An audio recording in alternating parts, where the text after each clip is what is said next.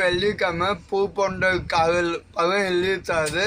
நீங்கள் எல்லாரும் பார்த்து எங்களுக்கு ரொம்ப சப்போர்ட் பண்ண அடுத்த பழம் ரிலீஸ் பண்ணதுக்கு வாய்ப்பு கிடைக்கும்.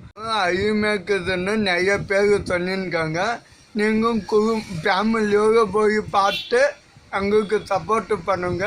நீங்கள் எவ்வளோ சப்போர்ட்டு பண்ணுவீங்க அடுத்த பழம் அவ்வளோ சீக்கிரமாக நாங்கள் உருவ முடியும். இப்போதைக்கு நன்றி.